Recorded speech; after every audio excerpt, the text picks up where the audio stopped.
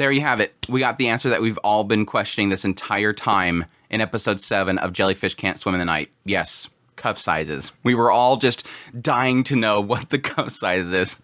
There's moments where it's like questioning, is this like too obvious that they have to establish this stuff for some sort of fandom?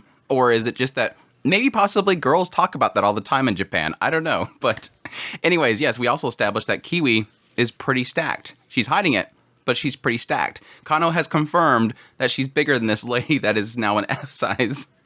But anyways, no, jokes aside, am I the only one that thinks it's pretty obvious that this Koharu lady is in fact Kano's mother? I think all signs point to that. Yes, she's slightly different looking, but she still has a short hair, same hair color for the most part. And yes, the eye color is the same. And she has a kind of her facial structure, despite the fact that she had some reconstructions, it looks like it's pretty sharp.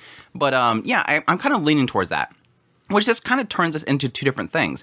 If this is in fact just some other random person and they just happen to be there, they kind of look like the mom, it kind of turns it into possibility of her sort of just giving her guidance based on her own experiences, which, yes, it all kind of points to this one mark on her back.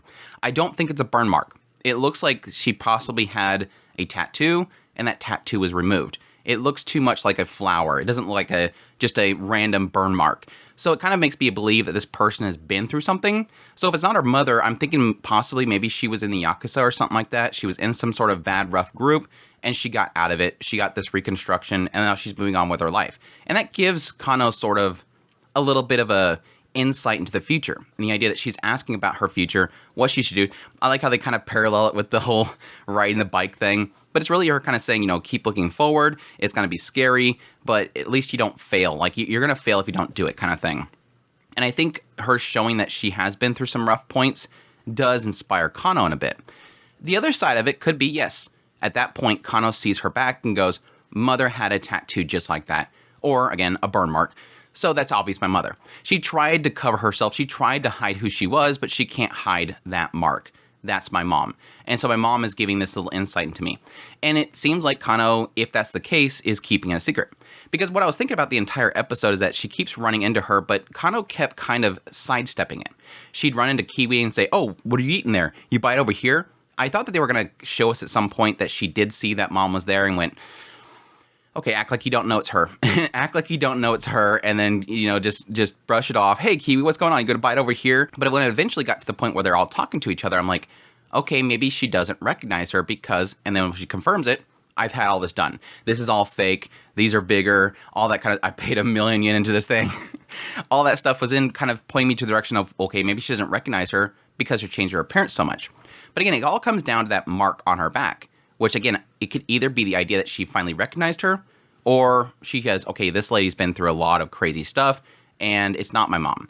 That kind of thing. So that's kind of where I'm leaning right now, and I think a lot of that kind of pushes the idea that it is pointed out several times throughout the episode as well that she was trying to recruit Kiwi. She kept trying to recruit her. She's like, oh, wow, yeah, you should, smoke because then that would kind of grab this one audience. Oh, yeah, some cult audience. Man, what's the size of your chest? Hey, I'm just joking. Starts talking about her, getting a little bit more into Kiwi's personality, finding out that she's a little bit, kind of twisted in a way, talking about her friendships and all that kind of stuff. Kiwi pointing out the fact that she just doesn't have superficial friends, all kind of developing this idea that she was trying to figure out Kiwi's style, trying to figure out what kind of person she was. And again, that kind of goes to a recruiter, a producer of some sort. Yes, what Kano's mother is.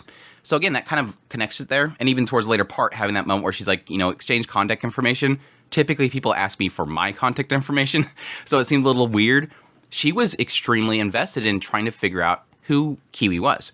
And I think that might actually turn into something in the future. I think that might end up being the thing that sort of brings them all together and establishes Kano's thoughts on her mother is, what if this lady does pursue Kiwi? At some point, contacts Kiwi and says, hey, I want you to be one of my talents. And then Kiwi goes with it. And then at some point, Kano gets involved as well and goes, oh, wait, that's a production committee or a production group that my mother's involved with. So that was my mother. And then it might cause a little bit of a trouble there. I don't know. It could end up happening. I'm not sure. I don't think Kiwi's into that. I mean, she's expressed several times throughout the episode she wasn't interested. I don't think she likes the idea of being out there. And that does come with her as a character. She's an introvert. She's a NEET. She's a shut-in. She doesn't want to be public. Even when she's talking about, coming and hanging out and everything like that, she's like, no, not interested. Hey, let's play online together. Which, yes, some big producer, some big name producer that's probably busy all the time plays a video game. Sure. Okay, otaku writers that wrote this story. Sure. I don't think that's really the case. But anyways, it was an interesting little layout there. And I'm very curious as how that kind of plays out. But yeah, technically the other side of this whole story is... overall, the story is about futures. This episode is about what they think about their futures, and it is sort of a playoff of everything that we've established before. Everybody's inspiring everybody. With Mahiro and Kim's side of the whole thing, it's really in the idea that they were both inspired by Kano. Kano is this person that inspired us. And I do like how with Mahiro, it's really about, okay, do I take the risk? And I think that is such an understandable story. I think they all have that same understandable story. This is what I want to do, but this is what society wants me to do. This is what I'd love to do, but will it be successful? There's so much room for failure if I go this route. Should I do it? So they're all doing their whole career future planning stuff, and they're all thinking about that same thing. Mahiro especially, do I go art? She even writes on her thing, is it too late to go to an art university? I kind of want to do this. And it was inspired by Kano. Kano is the person that told me they love my art. And she tells her at the very end of it. It was super sweet. I thought we were going to get another kiss. I literally thought we were going to get another kiss out of the whole scene. It felt like they were just going together as like a couple. I figured it out. I got my license because I want you to ride on the back. It's a little heavy, isn't it? I love how Mahiro teases her. Because it's not like a total shutdown like, ew, gross. No, I don't want to be with you. I'm not interested in that. It's really just kind of a casual teasing. She likes her and she's kind of accepting it, but she's kind of a little standoffish, but not in a negative way. Oh, just a little tease, not saying yes or no kind of thing. Just kind of, okay, we'll see how things go. It's almost as if Mahiro is sort of feeling out that relationship. She's not really love interested in Kano yet, but she's feeling it out. And yeah, it's obvious that Kano loves Mahiro, so it all kind of works out. But yeah, she tells Kano straight up, yep, I want to do art because I want to do it for the person that said they like it. I want to do it for this one person. Yeah, it's obvious. It's you. It's you, obviously. And she wants to get better at it. She doesn't want to hate her art. And so that all leads her to getting that. With Kim, yes, we get reestablished the idea that she's doing it all for Kano. But they add a little bit more to Kim, which I thought was pretty interesting. The idea that she acts as if she never liked what other people think. I didn't care about other people. I didn't care about people around me. Oh yeah, that's true. You only seem to care about Kano. Yeah, I thought that. But at some point, despite her hard work, somebody beat her. Somebody beat her at something. And she was infuriated, which made her realize, oh, so I do care about what other people think.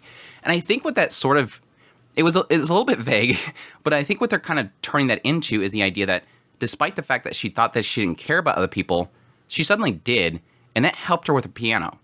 And I think what she means by that is basically, because I care about people around me, I'll do better to do better music. I think that's kind of what it's doing, or at least I'm trying to achieve something around other people. It's pushing her forward. And I think that's technically needed for somebody to be in sort of a competitive grounds. I need to be able to tell if I'm better than other people. That's kind of what I got from it, but it was cute. But I think Kim, of all the characters, needs a little more. And I'm hoping that eventually we'll get a little more out of her.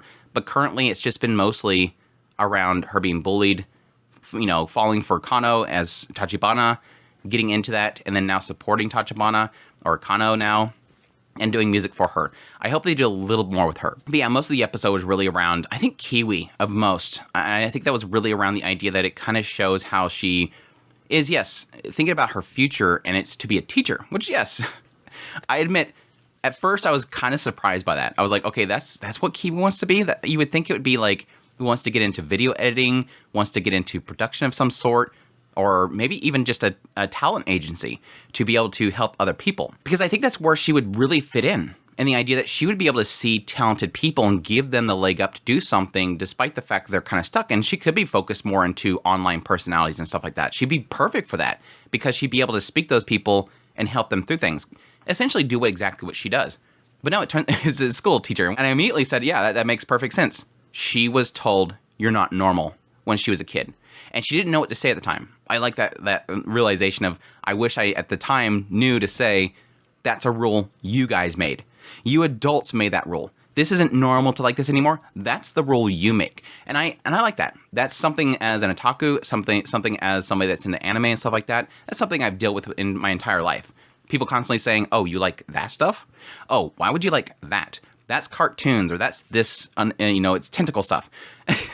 We've always, as a fan of anime, we're used to this. Because it is sort of society saying, you're not allowed to like that. You're supposed to like football. You're supposed to like people with basketball. You're supposed to like sports. You're supposed to like this. You're supposed to like this. No, I like this.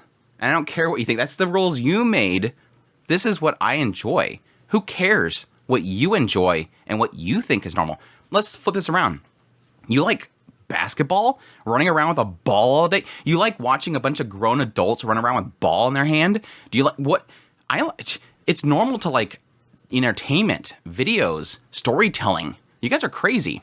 It kind of goes both ways. But anyways, my rant aside, I did like the fact that she does hit on that. I want to be there for somebody to tell them that it's fine. To be there for somebody when everybody else rejects them. I want to be where somebody wasn't there for me. And I think that's an extremely powerful message there. So, yeah. And like I said, most of the rest of the episode is really just around this Koharu, her hanging around Kiwi, trying to recruit her, asking her chest size, trying to figure out her personality just to recruit her, and eventually going into the idea of, yes, just making yourself up. Completely all the work that she had done to herself to change herself into something. And now, I'm kind of curious what that was for. Is it because she is in a some sort of, if it is the mother, is it because she has to look pretty because the industry that she's in and dolled up, or because she has an image? Or is it, yes, if it's not the mother, is it somebody that's in the industry and she feels like she has to do that in order to fit into the industry? Or is it simply because she wanted to get away from whatever past that she had, and that was the method in which she changed herself? I need to get away from this. I need to, so that people don't recognize me, move on with my life. Again, if it was, let's say, possibly with some sort of mafia, Yakuza group or something like that, and she had to change her entire appearance, that could be as well. But again, I think it's because it's the mother, and because she had to look good, and for her industry, she has to look dolled up and pretty, and so she did that.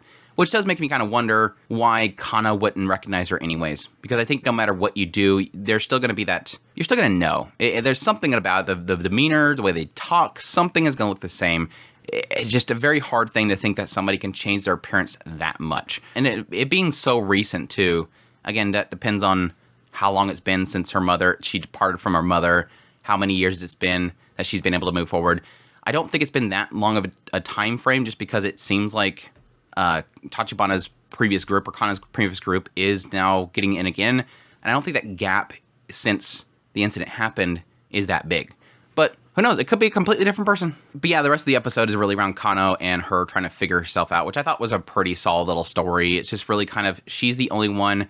It is really that mindset that where you think that everybody's like you, and then the moment everybody starts talking about their future, it suddenly hits you with that anxiety.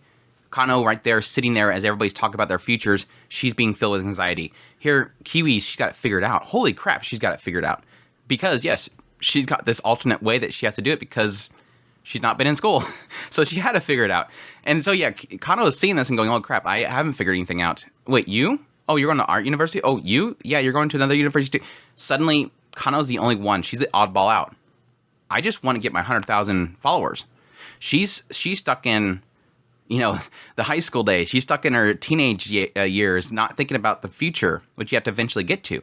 And that is a sucky point for children in their lives. And I think that's a huge growth point for figuring out what exactly do you want to do.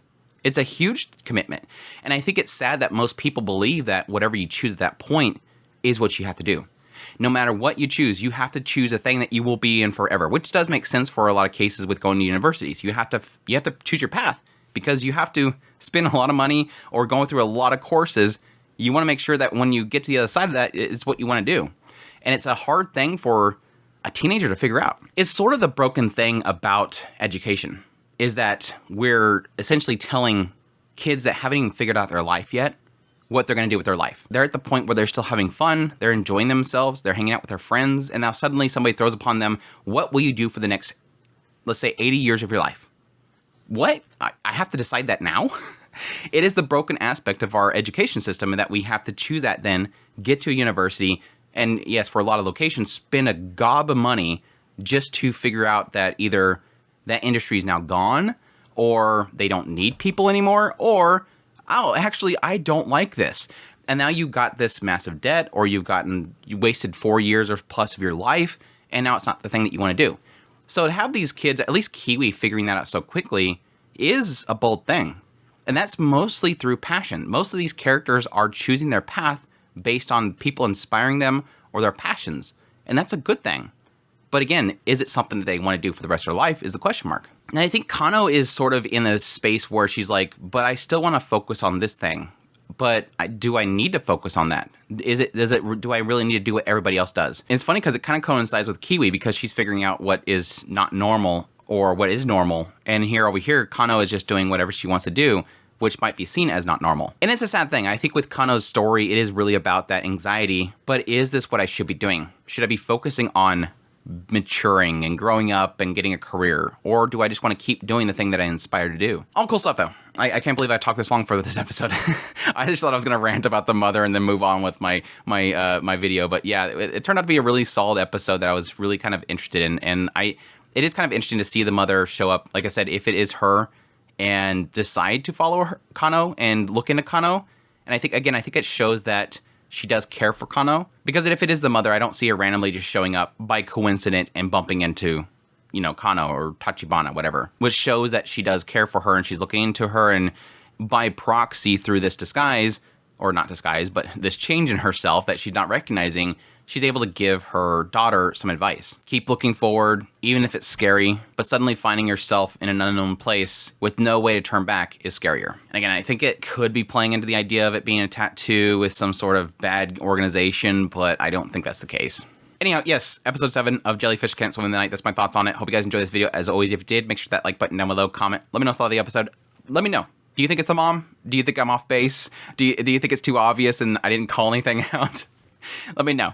Additionally, if you're new to the channel, make sure that subscribe button so you get my content. I do news, reviews, first impressions, top lists. If it's anime, it's pretty much here. Additionally, if you like this content and you want to support the channel more, I have a Patreon link, tips link, super thanks, membership button down below. Greatly appreciate what it does, and y'all take care.